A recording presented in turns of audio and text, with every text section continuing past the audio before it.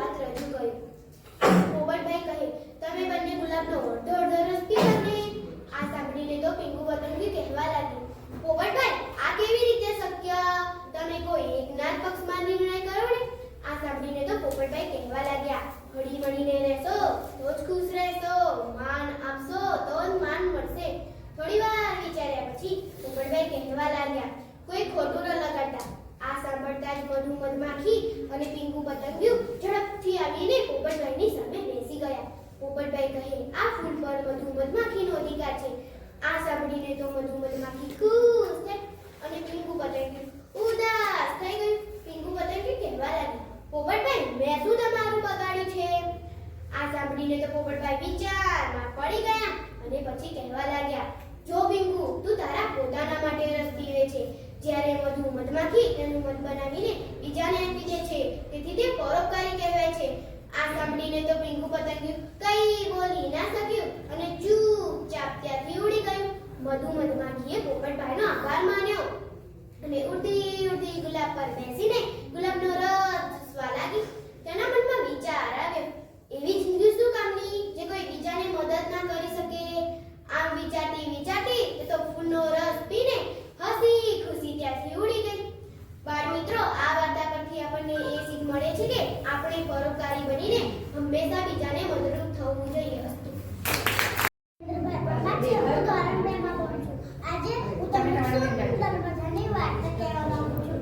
એ વાર્તાનું નામ છે સસલાભાઈની શિખામણ. વૃંદાવન નામનું એક સુંદર જંગલ હતું.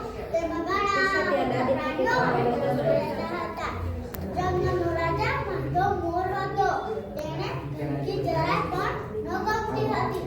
તેની જંગલની ચારે બાજુ કેમેરા લગાવેલા હતા અને થોડી થોડી જગ્યાએ તેની લીલા અને ભૂરા રંગની કચરાપેટીમાં છુપાવેલી હતી.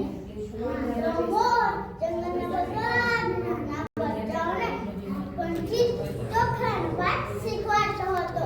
જંગલના બધા પ્રાણીઓ અને પક્ષીઓ ભેગા થઈ આખા જંગલની ચોખ્ખા રાખતા હતા. તેમના પણ ચોખ્ખા હતા.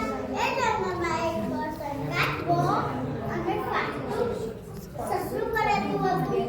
ફાટું સસલું તેના ઘરને ખૂબ જ સાફ રાખે.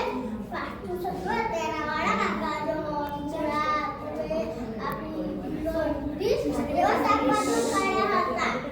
ફાટું સસલું તેનું ખૂબ જ ધ્યાન રાખે. ફાટું સસલું તેનું ખૂબ જ ધ્યાન રાખે અને તેની બાજુમાં રહેતો person કાચબો એ તો સાવ હતો. એ તો ફાટું સસલુના વાળામાંથી છાનો માનો શાકભાજી તોડી લાવે અને ખાય અને વધેલો કચરો બહાર ફેંકી દે.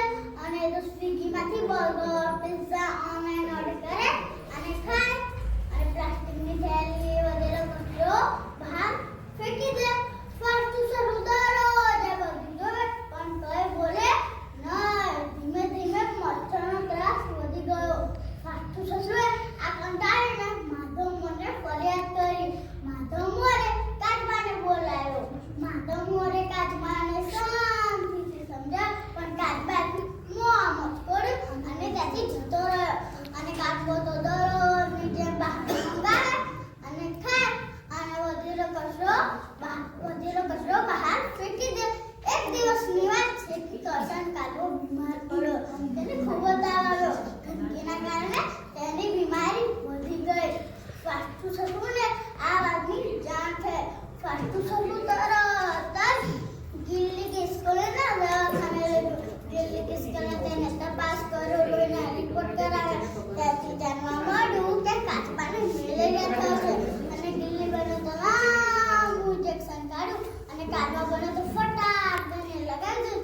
અને કાચબા હતો ઓ બાપા કરીને બૂમો પાડવા લાગ્યા. કાચબા ભાઈને તેમની ભૂલ સમજાઈ અને કાચબા ભાઈએ ફાટું સસલાને માફી માંગી.